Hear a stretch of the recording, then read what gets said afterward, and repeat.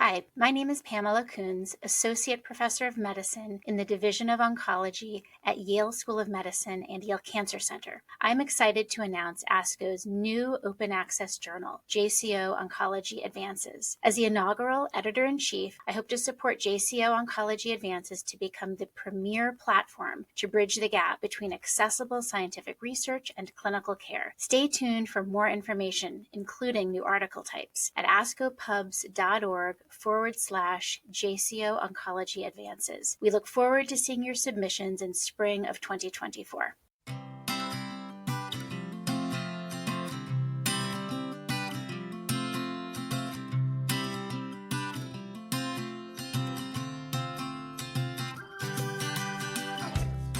Hi, I'm Pat Loehrer. I'm Director of the Center of Global Oncology and Health Equity at Indiana University. I'm Dave Johnson. I'm a professor of medicine at UT Southwestern Medical Center in Dallas, Texas. And this is Oncology, etc. Dave, what have you been reading lately? Well, you and I have talked about a couple of books, but I thought in light of our guest today, I would mention a book I actually read probably nearly 60 years ago called The Microbe Hunters by Paul de Kruif. Very interesting book written, if memory serves me correctly, in the 30s about many of the early bacteriologists and physicians who were interested in microbes, Pasteur, for example, and others. And I don't remember all the details, but it certainly was one that was influential for my choice of medicine as a career, much like Arrowsmith. It was a really impactful book. I doubt many of our listeners today would have read that book, but if one is interested in history of medicine, it's a really interesting book to read. You said 60 years ago. Okay, when I was reading books back then, it was about Dick and Jane. It's my understanding that you're not past Dick and Jane yet. Good point. Good point. Well, it's such an incredible honor today. We have Dr. Doug Lowy as our interviewee today. Doug is the Principal Deputy Director of the National Cancer Institute and Chief of the Intramural Laboratory and Cellular Oncology Program at the Center for Cancer Research. He has served as acting director more than any other person. He served as acting director between April of 2015 and October of 2017, between April of 2019 and October of 2019. And most recently, he served as an acting director until Monday of this week, October 3rd. So I had a chance of seeing Doug, I think, about a year ago, a week after he took over. And this is great to have that bookend here. He has had this title of Principal Deputy Director since July of 2010, and he leads many of the NCI's key scientific initiatives. He graduated from Amherst College, I think in art history. I may be wrong on that. Received his medical degree from New York University School of Medicine, trained in internal medicine at Stanford, and did a dermatology residency at Yale. His focus has been on papillomavirus and the regulation of normal and neoplastic growth. The papillomavirus is in close collaboration with Dr. John Schiller, with whom he's co-authored 150 papers over the last 25 years. In the 1980s, he studied the genetic organization of papillomaviruses and identified oncogenes that were encoded by the virus. And he's been integrally involved and instrumental in the development of the papillomavirus vaccine. His laboratory did work with the RAS gene family and other suppressor genes. And as you can guess, he's just one heck of a smart guy. For his body of work, and together with Dr. Schiller, they received the Federal Employee Year Award in 2007 and the Partnership for Public Service Award, the Dorothy P. Landon American Association for Cancer Research Prize for Translational Research, the Albert B. Sabin Gold Medal in 2011. In 2007, he got the Medal of Honor for Basic Research from the American Cancer Society, and President Obama awarded him the National Medal of Technology and Innovation in 2014. And 2017, he received the Lasker DeBakey Clinical Medical Research Award, which is considered one of the most prestigious honors in biomedical research. He is listed in the Institute of Scientific Information as one of the most highly cited authors in microbiology. And obviously, he's a member of the National Academy of Science and the National Academy of Medicine. Although these are notable honors, I'm told that none of them match the opportunity to speak with Dave and I today. And we really thank you so much, Dr. Lowy, for joining us. Thank you. I am speechless. I so wish that Dave Johnson was, but could you tell us a little bit about your upbringing and your early life? Sure. I grew up in the Bronx in New York City. I'm the younger of two boys. My brother is 2.5 years older than I am. Both of my parents were general practitioners. My parents were both Americans, but my father had a classic sophomore slump when he was an undergraduate and was unable to get into a medical school in the United States. And so he actually went to medical school in Austria, in the University of Vienna, and needed to learn German in order to go to medical school. But my parents were both very successful private practitioners. They had separate practices, but practiced in the same office. And I learned about medicine in large part through them. They would go to lectures, and from the time I was probably 9 or 10 years old, they would be telling me about cancer. And I became interested in that area. And then when I was 16, my mother developed a deep melanoma on her leg. And so cancer literally came home. And luckily, she had very good surgical treatment and lived for almost another 40 years. It lived until she was 80 and actually died of stomach cancer, metastatic stomach cancer. But I got involved in thinking about cancer really through my parents. They talked with me about the role of tobacco in the development of lung cancer. And I heard about the Hammond and Horn report from the mid 1950s when it came out. That was when Dave was reading the Microbe Hunters. I was reading it at about the same time. I must say that although I found it very interesting, it didn't really speak to me. And now that's what I need to go and do. Although in retrospect, that's what I've ended up going and doing. Was it because of your mother that you had an interest in dermatology? How did you swing into there? Because we think of you mostly as a translational researcher. The dermatology was really when I was at NYU. I worked in the laboratory of Jan Vilcek, who had recently come from Czechoslovakia to NYU. And in his lab was Alvin Friedman Keene, who was a dermatologist. And Alvin subsequently was among the first people to identify the AIDS epidemic through the Kaposi sarcoma. But Alvin talked with me about dermatology and potentially this might be an interesting field for me to go into. And then when I went to Stanford, I did internal medicine for internship and a year of medicine. And I did a rotation in dermatology. And I was very impressed that the people who smiled the most were the dermatologists. And they had time also to think about what was going on with patients. And since I was at Stanford, it was a tertiary care facility. And so we were taking care of people who were terribly sick, largely people with lymphoma and other types of cancer. And I thought that I might be better suited to taking care of people who were less sick than that. Is that where your interest in papillomavirus started? Well, that was indirect. I first went into dermatology and then said, well, I want to be doing research. What can I do in research that might be connected both with dermatology as well as with cancer? And the closest that I was able to come was papillomaviruses. And when I started working on them, they were not yet clearly associated with cancer the way they are today. It was known that they were associated with an uncommon condition called epidermodysplasia verruciformis, or EV. And this is a condition where people have widespread HPV infection. And on sun exposed areas, a subset of them develop skin cancer.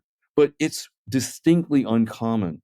The real interest, if you will, came from the identification of HPV infection and cervical cancer, which is one of the more common cancers, especially on a worldwide basis. And that was really the link with cancer. you had an incredibly long-term collaboration with John Schiller. And as I mentioned, you published more than Dave and I have written letters to our wives with this man. Tell us a little bit about that relationship, that friendship, and that professional partnership. John, actually, he was at the University of Washington in Seattle doing his PhD. And it was so long ago that he sent me a letter. And I had been doing research on retroviruses.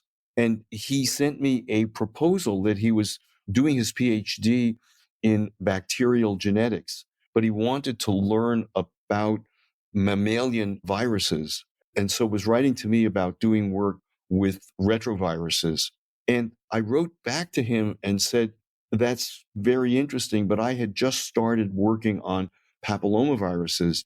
And I thought the room for development and learning more was even greater there than with mouse retroviruses, which is what I was working on and what he was proposing to do some postdoctoral research on.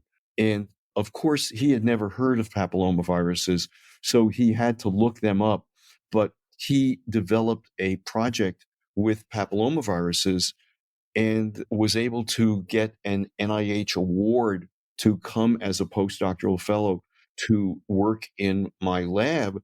And he actually did the research that he proposed, and it led to our improved understanding of the genetic organization of papillomaviruses. But then it was clear that John and I got along very well. And it looked like both of us might be able to work together. So he ended up getting tenure after he had been at NIH for about 10 years. And it's just been an amazing collaboration for me because John knows a lot of things that I don't know. And he thinks that I know some things that he doesn't know. And working together has been terrific, really, because when one of us doesn't want to do anything about something, the other one tends to step in. And so it's been an amazing partnership that we have had for this time. This is really important. One of the reasons we agreed to do this podcast is to provide insight to up and coming faculty and fellows about mentoring and partnerships. What is the most important aspect of your partnership with Dr. Schiller? I think treating him as an equal colleague from day one, that probably is important. And then since I was senior and he was junior, trying to make sure that he got credit when discoveries were made, because the default otherwise was going to be that it was Doug Lowy who was doing things, whereas it was very clear that John was a key part of this collaboration. Now that your relationship is a long-lasting and mature one, how do you make those decisions now? Well, we've just worked together for a long time and we enjoy talking. And actually, over the last few years, we are collaborating less rather than more. We're still very close colleagues and we're in the same lab. But since I've been deputy director, especially during the last 7.5 years, I've been acting director for about 3.5 out of the last 7.5 years. And there just isn't enough time to devote to the lab. And it would have been inappropriate for me to have been considered a co-principal investigator with John, who has gone off and done a lot of amazing research, more or less independent of me. Like everything else in this world, it develops, it continues to evolve, but we still are very close colleagues. As Pat was mentioning, this is my first week in several months not being acting director. And yesterday, John and I simply reveled in the opportunity to talk informally for 30 minutes without my having to look at my watch because I needed to go someplace else. I'm glad you've reviewed that. I think a lot of junior faculty and fellows think that being in a leadership position is a cush job. And I tell them it defies the laws of physics because all poop flows uphill and in this setting, and you have to deal with it. I do want to spend some time talking about the NCI and your role there, but talk a little bit about how you have seen and where you envision the vaccines, particularly HPV and maybe hepatitis vaccine, where you see it's been and where it's going and the impact that this potentially has on cancer worldwide. Well, one of the areas that John and I are continuing to work on closely is more research on the HPV vaccines. We noticed quite a number of years ago that the HPV vaccine performance was quite different from that of other so-called subunit vaccines. So this is not an attenuated live vaccine, but instead is a subunit. It's just made up of one protein of the papillomavirus, the protein that gives rise to the outer shell of the virus. And what we noticed in a clinical trial that we were doing with colleagues in the intramural program, but who are medical epidemiologists, they are the leaders of the research. And what was happening was that although everyone was supposed to get 3 doses, there were some young women who were getting either 2 doses or 1 dose in the trial. And this is in Costa Rica, where historically cervical cancer has been the number 1 cancer of women. And it turned out that there was no difference in level of protection, whether the women got 1 dose, 2 doses, or 3 doses. And even more surprising was that the antibody levels over the first few years were remarkably stable. And this led John and me to wonder whether it might be possible to get away with just a single vaccine dose. So a lot of the research that we have been doing with our colleagues over the last few years is to develop stronger evidence that 1 dose of the vaccine would be sufficient to confer strong protection that's long lasting. We've now carried out the studies in Costa Rica with the initial trial to more than 10 years, and the antibody levels continue to be very stable, and the protection does not seem to have waned. Because this was not a pre-specified outcome, it's not enough to change standard of care. So we and our colleagues are conducting a non-inferiority efficacy trial that is comparing 2 doses versus 1 dose of 2 different FDA-approved vaccines. One, Gardasil 9, which is the HPV vaccine that's available for sale in the United States, but also Cervarix, which is made by GlaxoSmithKline. It's approved by the FDA, but it's no longer sold in the United States. And we anticipate that the results will read out in another couple of years. And if the results show that 1 dose and 2 doses are pretty comparable, we're expecting that this will lead to a worldwide change in recommendations for the HPV vaccine. So whether you're in a high-income country or a lower middle-income country, that 1 dose is what will end up being recommended. They could almost completely eradicate this disease, the most common cancer around the world. It's huge. So, Pat, the problem is that although the vaccine was approved 15 years ago, only about 10% of eligible young women in low and middle income countries have actually been vaccinated up to now. And we think that the logistics and the cost of 1 dose could really be transformative, especially for those young women. It also would save the United States a great deal of money because needing only 1 dose would be far less expensive. And the government actually pays for about half of the HPV vaccine that is delivered to teenagers through the Vaccine for Children's program. Well, this concludes part 1 of our interview with Dr. Doug Lowy, Principal Deputy Director of the National Cancer Institute and Chief of the Intramural Laboratory of Cellular Oncology in the Center for Cancer Research. In the second part of this episode, Dr. Lowy will give his insight to vaccine hesitancy in the COVID era and the evolution of accomplishments over the past 50 years working at the National Cancer Institute. We want to thank all of our listeners for tuning in to Oncology, Etc. and ASCO Educational Podcast, where we will talk about just about anything and everything. So if you have an idea for a topic or a guest you would like for us to interview on the show, please email us at education@asco.org.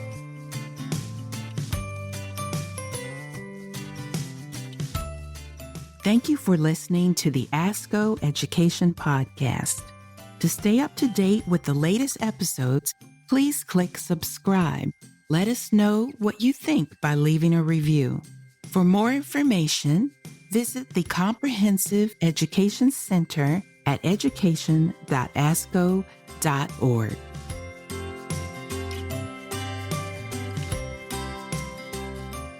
The purpose of this podcast is to educate and to inform. This is not a substitute for professional medical care and is not intended for use in the diagnosis or treatment of individual conditions. Guests on this podcast express their own opinions, experience, and conclusions. Guest statements on the podcast do not express the opinions of ASCO. The mention of any product, service, organization, activity, or therapy should not be construed as an ASCO endorsement.